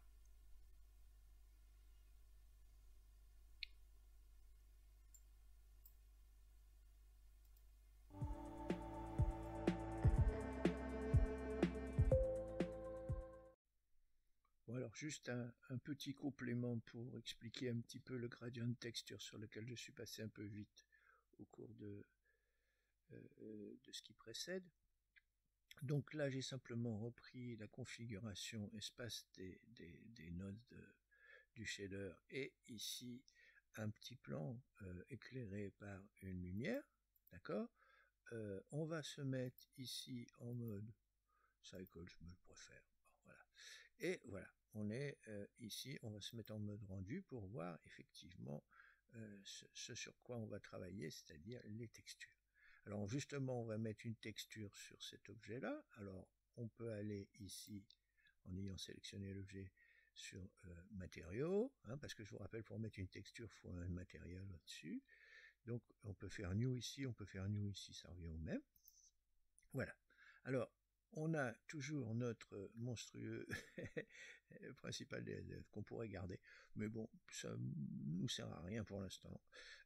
On va le remplacer. Alors, soit on peut le détruire et faire Shift à ajouter, mais il y a un moyen très simple, comme vous avez, je vous rappelle, dans Préférences, onglet Add-on, on a choisi Node. Ici, Node Wrangler, on a coché et on a validé. Eh bien, il y a un raccourci qui permet de de changer un node simplement en cliquant dessus, en faisant Shift S. Pardon, je suis à côté. Shift S. J'ai pas mis le N, le screen casquet, comme ça vous allez peut-être mieux voir les touches sur lesquelles j'appuie. Donc je me rappelle, je clique dessus ici, je sélectionne Shift S et je fais Input, donc Input, et je vais chercher un shader ici, et je vais chercher, je vais prendre le diffuse, c'est le plus simple, hein, c'est celui qui supporte mieux les choses. Alors ça c'est le premier raccourci, donc Shift S, ça permet à partir d'un node le changer. Autre chose, je vous rappelle aussi, on l'a vu dans ce qui précède, on peut donner les éléments qui constituent la répartition de la texture qui s'appelle donc gradient texture. Donc je vais faire Shift A, texture, gradient texture, elle est là. Voilà. Je relie color avec color. Voilà. Donc vous voyez, ça fait un petit peu d'ombre au-dessus là. Et on va mettre ce qu'il faut pour pouvoir la déplacer. Alors je vais me mettre bien en vue de dessus, là, parce que là j'étais pas tout à fait en vue de dessus, parce que la gauche était à droite, enfin bref. Là, vous voyez, là j'ai l'orientation classique, les X horizontaux comme ça, et les Y comme ça. Voilà. Donc, la gradient de texture a mis un peu de noir ici, et puis elle a mis du clair ici, et elle est en linéaire, hein, c'est ce qu'on utilise dans le corps précédent. Et on va voir qu'on peut déplacer cette limite. Alors pour ça, on va utiliser le groupement de nodes classique. Alors je vous rappelle, on peut les faire à la main, mais avec le node Wrangler, en faisant CTRL-T, en ayant sélectionné la texture, en faisant CTRL-T, vous rajoutez le paquet en amont qu'il faut. Alors, il est constitué du text coordinate qui renvoie, alors selon la sortie, nous, il y a deux sorties qui vont nous intéresser, celle-là et celle-là, hein, c'est-à-dire la première et la troisième. Les autres, c'est pas utile pour l'instant. C'est ce qu'on appelle les UV, c'est-à-dire c'est la manière dont on va coller l'image sur l'objet. Bon, ici c'est un plan, c'est facile, mais si c'est une surface 3D, c'est un petit peu plus compliqué, hein, mais je vous renvoie à ce que j'ai fait dans les autres tutoriels sur les textures. Et là, vous avez deux sorties qui sont intéressantes, c'est UV, donc quand on l'a fait, on a fait ce dépliage, c'est-à-dire en gros, on a mis à plat le volume, mais là, on ne l'a pas fait, quoi qu'il est fait automatiquement pour un plan, et puis pour les autres aussi, mais on va imaginer qu'il n'est pas fait, et vous avez un moyen de ne pas vous en préoccuper en utilisant la sortie Generate. Et là, Blender génère automatiquement la manière dont va être répartie l'image sur l'objet. Donc vous connectez ça soit directement à Gradient, mais si vous voulez manipuler l'image, c'est-à-dire pouvoir la déplacer, la déformer par rapport à l'objet, eh bien, vous passez par l'intermédiaire d'un mapping.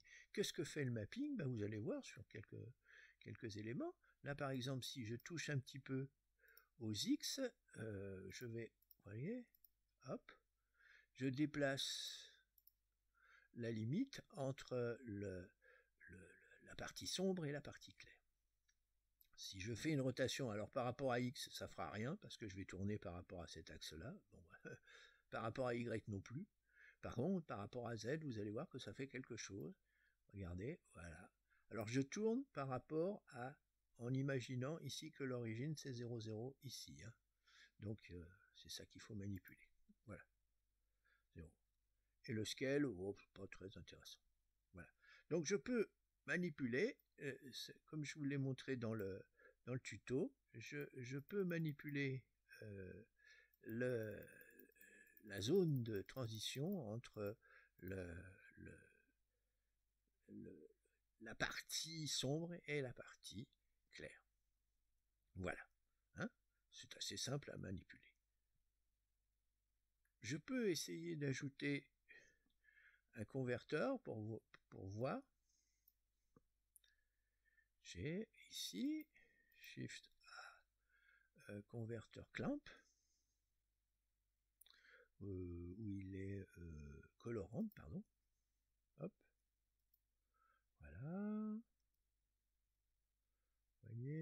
redéplace ici, je déplace là.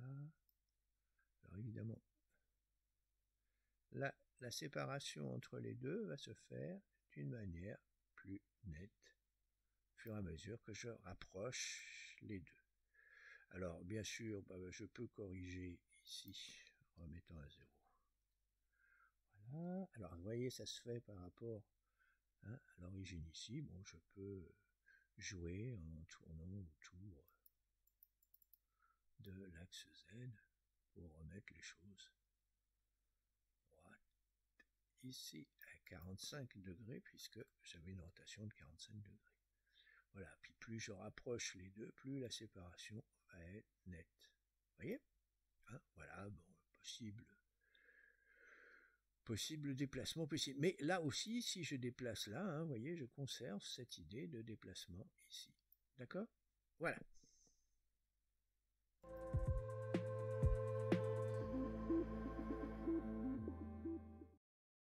Bon. Donc, plus haut, j'ai parlé de correspondance entre les coordonnées de points et les couleurs, les textures et les coordonnées de points. Bon, j'aimerais un petit peu préciser. Alors voilà, j'ai pris un plan, un plane, et je vais ajouter en partie supérieure, horizontale, un shader. Voilà, shader, voilà, je vais faire new, voilà. Bon, je vais retirer ce principal BSDF. Shift A, je vais mettre simplement un diffuse. J'aimerais bien un diffuse que je ne trouve pas. Ah voilà. Un peu de mal, c'est un peu petit ça, voilà. Voilà. Alors déjà, première remarque, je vais le mettre ici, pour vous montrer que les vecteurs sont bien aussi des couleurs. Alors pour ça, on va prendre Shift A, on va faire input. Alors non, je crois qu'il y a vector, voilà, vector, converteur, ah voilà, combine x, y, z. Donc voilà, j'ai un vecteur x, y, z, c'est ses composantes. Si je le mets sur la couleur, j'ai ça. Alors évidemment, comme je ne suis pas en render, on ne peut pas avoir d'idée. D'accord. Plantage en vue, voilà. Voilà, la light étant donnée, voilà, c'est noir. Bon, c'est normal, hein, 0, 0, c'est noir. Alors, maintenant, ce que je voudrais vous montrer, c'est si je rajoute ici A supérieur à 1, en gros, supérieur à 0, ben vous voyez que c'est le rouge. Donc R, le rouge. Donc je remets à 0. Si je bouge celui-là, vous voyez, c'est le vert, RGB, 0. Et si je bouge celui-là, c'est le bleu. D'accord? Alors vous me direz, ça peut être des valeurs qui sont supérieures à 1, la machine s'en moque, elle marque ça. D'accord? Donc évidemment, si je crée un mélange, c'est-à-dire si je fais ici 0.5, ben j'ai une couleur intermédiaire, ici je rajoute un peu, vous voyez? Voilà, donc pour vous montrer que les vecteurs, ce sont en réalité aussi des coordonnées. Deuxième chose que je voulais vous montrer, c'est une texture. On l'a utilisée, la noise texture. Eh bien, on va la regarder de plus près. Alors, essayons de la mettre directement sur ça. Bon, alors là, a priori, il se passe... Bon, c'est un petit peu lent, hein, l'affichage. Mais vous voyez, il y a des couleurs qui apparaissent. Alors, suivant le scale, bien sûr, je peux changer. Hein, et puis, la roughness aussi, ça donne plus ou moins, et des détails plus ou moins importants, la distorsion aussi, vous voyez, ça donne. Donc c'est ça qu'on appelle une texture procédurale. Donc ça donne des taches de couleur, d'accord? D'où le fait que ça se transmette sous forme de vecteur et que ça donne des résultats un peu comme on l'a vu précédemment. Une petite remarque, c'est si je passe le FAC, j'ai la même chose mais en noir et blanc. D'accord? Vous voyez? J'ai la même chose en noir et blanc. Donc en 0 et 1, hein, puisque le noir c'est 1 et le 0 c'est... non, le 0 c'est 1, je sais plus. Bah tiens, on va voir tout de suite. Shift A. Vector. Non, converteur.